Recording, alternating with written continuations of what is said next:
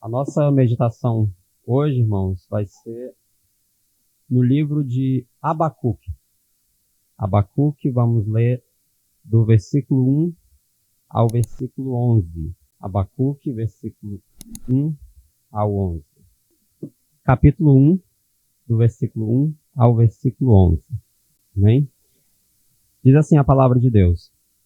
O peso que viu o profeta Abacuque. Até quando, Senhor, clamarei eu e tu não me escutarás? Gritar-te-ei violência e não salvarás. Por que razão me mostras a iniquidade e me fazes ver a opressão? Pois que a destruição e a violência estão diante de mim, havendo também quem suscite a contenda e o litígio. Por esta causa a lei se afrouxa e o juízo nunca se manifesta, porque o ímpio cerca o justo, e o juízo se manifesta torcido. Vede entre os gentios e olhai, e maravilhai-vos e admirai-vos, porque realizarei em vossos dias uma obra que vós não crereis quando for contada.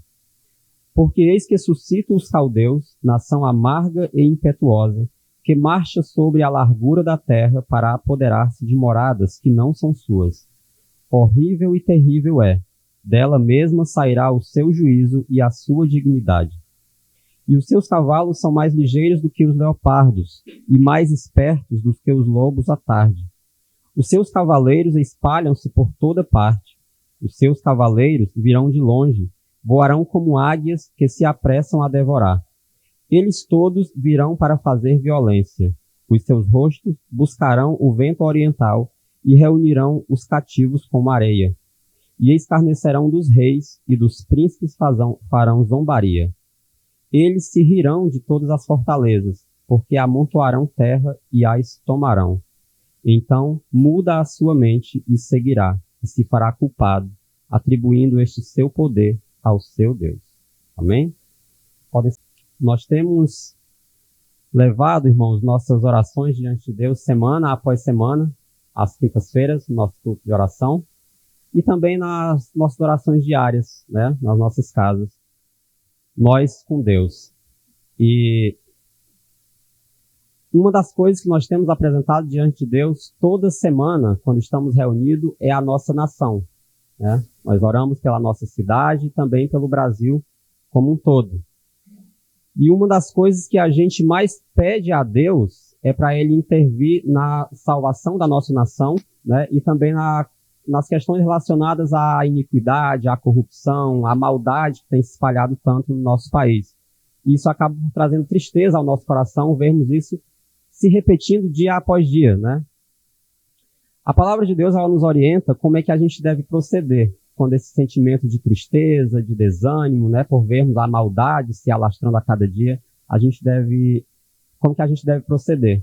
Nós devemos levar diante de Deus todas as situações e confiar, descansar na provisão divina. O Salmo 55, versículo 2, ele fala: lança o teu cuidado sobre o Senhor, e ele te susterá. Nunca permitirá que o justo seja abalado. E em Filipenses, no capítulo 4, versículos 6 e 7, a palavra fala: não andeis ansiosos por coisa alguma. Antes, em tudo sejam os vossos pedidos conhecidos diante de Deus pela oração e súplica com ações de graças. E a paz de Deus, que excede todo o entendimento, guardará os vossos corações e os vossos pensamentos em Cristo Jesus.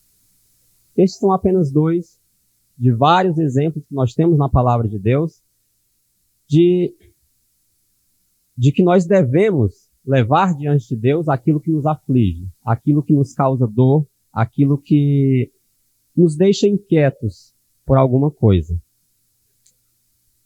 Mas nós somos fracos, né, irmãos? Nós somos imperfeitos. Nós somos ansiosos demais, como nós aprendemos hoje na nossa escola bíblica. E o que a gente faz diante de Deus muitas vezes quando a gente se encontra nessa situação de a gente clamar a Deus, de a gente orar pedindo para que Ele intervenha e a oração parece que não chega. A resposta parece que não chega. Nós nos lamentamos diante de Deus. Quando, muitas vezes, nós não tentamos ajudar Ele como foi ensinado hoje na nossa escola bíblica. Abacuque ele estava mais ou menos nessa situação, irmãos. Ele clamava a Deus por causa da injustiça, se lamentava da corrupção, da violência que estava ocorrendo dentro de Judá. Mas ele não viu uma resposta. Os versículos de 1 a 4, o profeta ele fala: até quando, Senhor? Até quando eu clamarei e tu não me escutarás? Gritar-te-ei violência e não salvarás. Por que razão me mostras a iniquidade e me fazes ver a opressão? Pois que a destruição e a violência estão diante de mim, havendo também quem suscite a contenda e o litígio. Por esta causa a lei se afrouxa e o juízo se manifesta, e o juízo nunca se manifesta, porque o ímpio cerca o justo e o juízo se manifesta torcido. Judá havia mergulhado, irmãos, na idolatria, na corrupção e injustiças por toda a nação.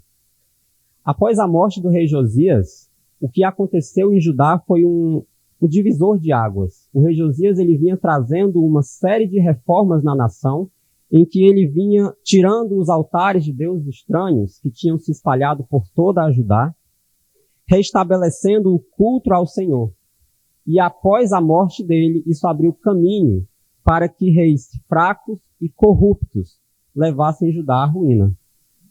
E é nesse cenário que Abacuque e também Jeremias, eles profetizam, denunciando toda essa injustiça que estava acontecendo na nação e que o juízo babilônico iria vir sobre Judá. No versículo 1, ele fala o peso que viu o profeta Abacuque. Esse peso não era apenas o peso espiritual, o peso da visão que Deus tinha mostrado a Abacuque, mas ele era também o peso da realidade dura que a nação estava enfrentando. De cada dia ela se distanciava mais e mais da vontade do Senhor. O povo tinha se entregado a todo tipo de pecado, de violência e opressão. Abacuque olhava para aquela nação e ele via a lei cada dia mais enfraquecida. A justiça cada dia mais distorcida e corrompida. E os pobres cada dia mais abandonados. E por isso ele clamava: até quando, Senhor? Clamarei eu e tu não me escutarás. Quando a gente chega a esse ponto de questionar a Deus, por que que ele parece que não está ouvindo as nossas orações, por que que parece que elas não estão subindo diante dele, é porque já tem um tempo em que a gente vem clamando. E Abacuque já vinha clamando há muito tempo para ele fazer essa pergunta a Deus: até quando? E ao invés de vir uma resposta favorável àquela que ele esperava, a situação parecia que ia de mal a pior a cada dia.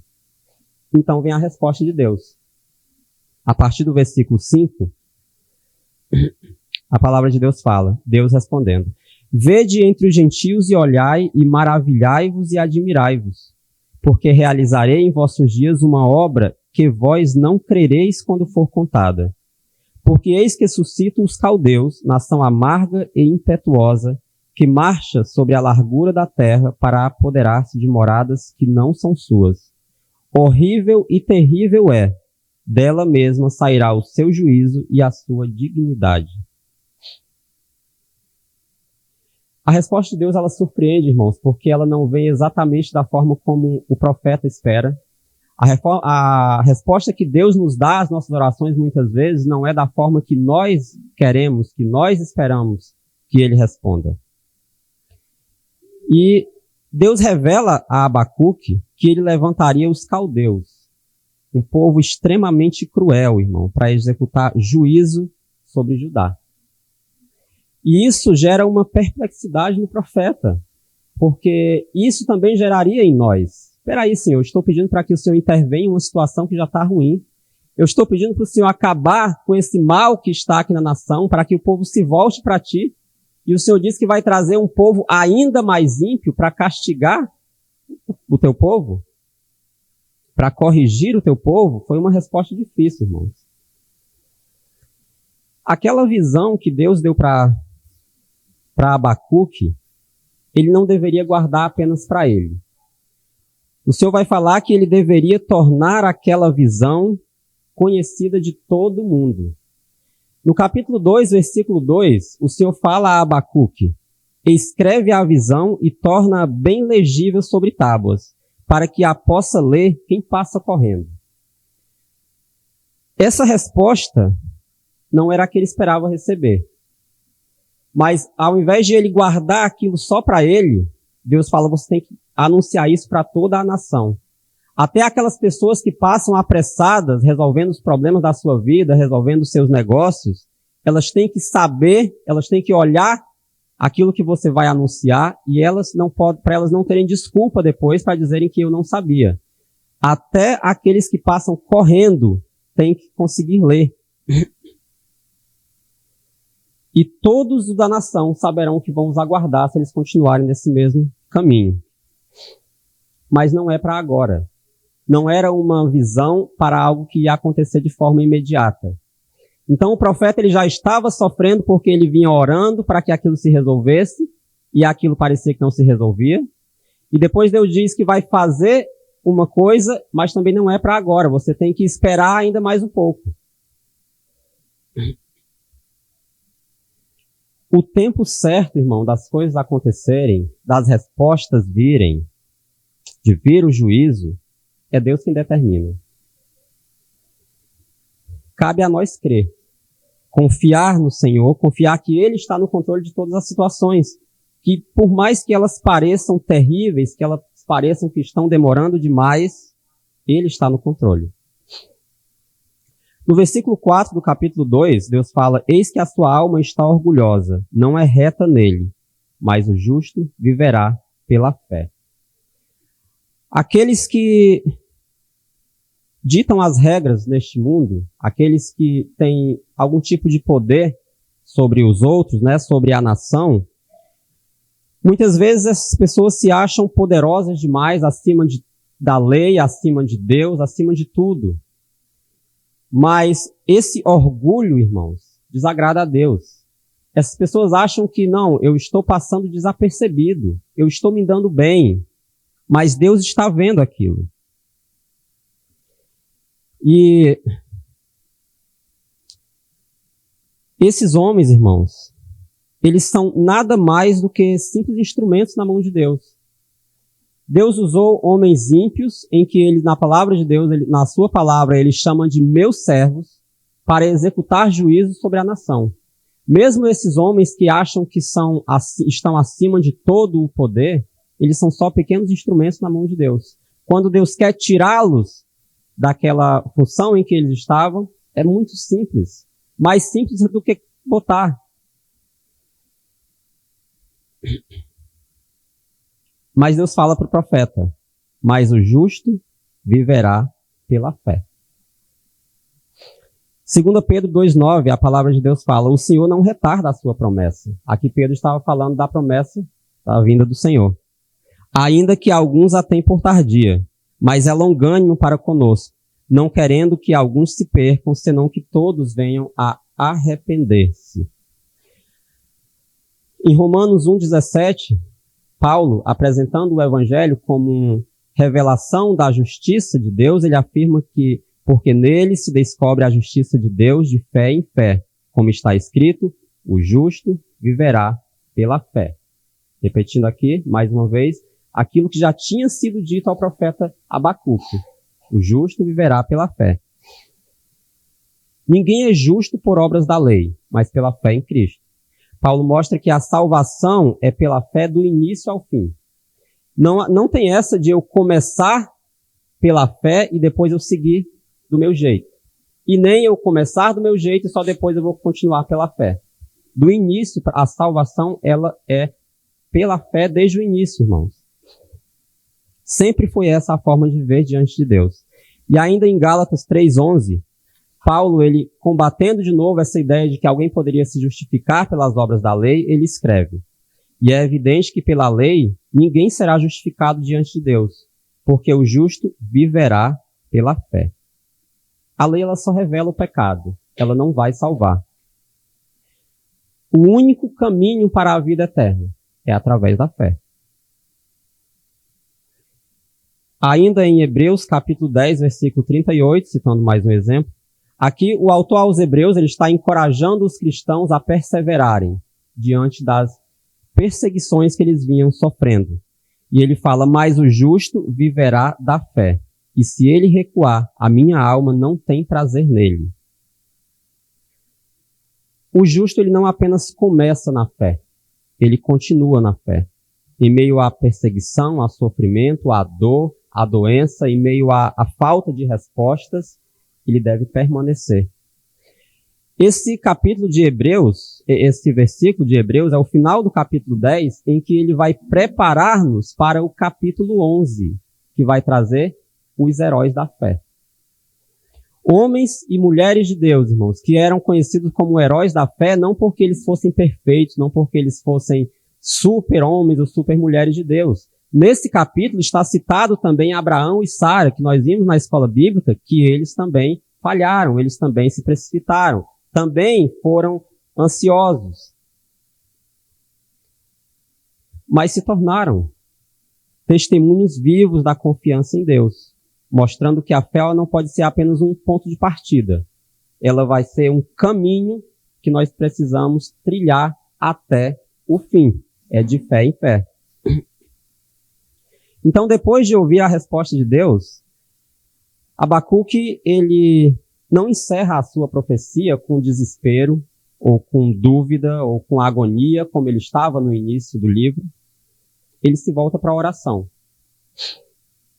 E o capítulo 3 de Abacuque, ele traz uma oração em que ela vai misturar tanto a lembrança daquilo que Deus já tinha feito pelo seu povo, de livrar o seu povo muitas vezes, como também a reverência a Deus e a confiança. E Abacuque ele começa falando, aviva, ó Senhor, a tua obra no meio dos anos, e no meio dos anos faze-a conhecer. Está em Abacuque 3, versículo 2. E na ira, lembra-te da tua misericórdia. Abacuque ele reconhece que o juízo ele vai vir. Deus tinha falado para ele. Mas ele clama para que Deus não se esqueça de agir com misericórdia quando o juízo vier. Em seguida, ele lembra que o Senhor já havia se levantado no passado para salvar o seu povo. Ele relembra o poder de Deus sobre a sua criação, sobre as nações e sobre os inimigos de Israel. Isso de trazer à memória os feitos de Deus fortalece a fé do profeta. Faz com que ele fique ali no presente cada vez mais firme, sabendo que Deus, ele intervém. E o livro, irmãos, ele vai seguindo para o final do livro de Abacuque, no capítulo 3, a partir do versículo 17, do 17 a 19, em uma das partes mais conhecidas e mais lindas da palavra de Deus, que ela mostra uma fé já madura. Uma fé em que ela decide confiar em Deus, mesmo quando parece que não tem mais saída. Parece que não vai mais ter como você vê uma luz no fim do túnel. Mas ele resolve confiar. E diz assim a palavra de Deus, Abacuque 3, dos versículos 17 a 19. Porque ainda que a figueira não floresça, nem haja fruto na vide, ainda que decepcione o produto da oliveira, e os campos não produzam mantimento, ainda que as ovelhas da malhada sejam arrebatadas, e nos currais não haja gado, todavia eu me alegrarei no Senhor, exultarei no Deus da minha salvação. O Senhor é a minha força, e fará os meus pés como os das servas, e me fará andar sobre as minhas alturas. Abacuque ele passa de lamento no início do livro para uma situação de confiança, irmãos, de adoração a Deus. Ele entende que a verdadeira vitória ela não está em nós vermos ali a nossa resposta imediata, de nós vermos a justiça se cumprir ali naquele momento que nós desejamos, mas permanecer firme, esperando o tempo de Deus, que é o tempo perfeito. Se Deus trouxesse a resposta, a solução que eu quero para muitas das minhas orações agora, provavelmente não sairia lá na frente da forma que eu imagino que sairia. Por isso que Deus não me traz a resposta no meu momento, no meu tempo, na hora que eu acho que é adequada, mas no tempo que é perfeito, e só Ele sabe. Jesus ele falou que no mundo nós teríamos aflições, mas tende bom ânimo. Eu venci o mundo. João 16:33. E Paulo ele fala em Efésios capítulo 2, de 14 a 16, que Cristo ele é a nossa paz. Nós vivemos em um mundo marcado por sofrimento, doenças, idolatria, maldade, muitas injustiças. E vemos isso dia a dia. Seja a gente vendo na internet, quando nós abrimos os nossos aplicativos, seja na televisão, seja na nossa própria vizinhança, nossa própria família, a gente vê isso porque isso é do homem. A maldade está no coração do homem, irmãos. Isso é consequência do pecado. E clamamos como Abacuque muitas vezes. Até quando, Senhor? Até quando isso vai permanecer dessa forma? E a resposta continua sendo a mesma. O justo viverá pela fé. Nós precisamos apenas confiar, continuar intercedendo sim. Não é porque a resposta não veio, porque a resposta parece que está demorando, porque Deus parece que não está ouvindo, que eu também vou parar de orar. Não é assim. Nós devemos continuar clamando e crendo que Deus vai interceder na hora certa. Oramos por nossos governantes, por pessoas que exercem autoridade sobre nós nesse país, como a palavra de Deus nos orienta a fazer. Mas nossa esperança não está nesses líderes. Não está no próximo governante que vai assumir. Não está no juiz que está julgando as causas ali no tribunal. A nossa confiança, ela está em Deus. A nossa palavra de hoje, irmãos, a nossa meditação de hoje, ela é curta, mas o que eu queria que cada um de nós atentássemos nesse dia, como nós já vimos no início da nossa escola bíblica dominical, para que a gente não deixe a ansiedade dominar os nossos corações, porque a gente parece que não está sendo ouvido. Mas que a gente aprenda, assim como Abacuque, mesmo diante dessas situações, a gente possa confiar. Mesmo diante dessa espera que parece que está sendo longa demais, as nossas orações, a gente possa perseverar. Olhando para Cristo, autor e consumador da nossa fé, como está em Hebreus 12:2. Que a nossa resposta, irmãos, ela seja como a do profeta. Que a gente possa, assim como Abacuque, a gente dizer, ainda que a figueira não floresça, nem haja fruto na vide, ainda que eu não veja resposta ali para as minhas orações, ainda que pareça que Deus não está contemplando o meu sofrimento ali, como que parece que Deus não esteja vendo essa nação a cada dia se perdendo nos seus desígnios e pecados, mas que a gente possa cada dia continuar crendo em Deus e perseverar até o dia em que Ele virá e restaurará todas as coisas. E levar o seu povo para um lugar onde não haverá mais esse sofrimento, essas doenças, esse choro, todas essas coisas más que a gente vemos aqui nesse mundo. Eu agradeço a minha oportunidade, irmãos, em nome de Jesus.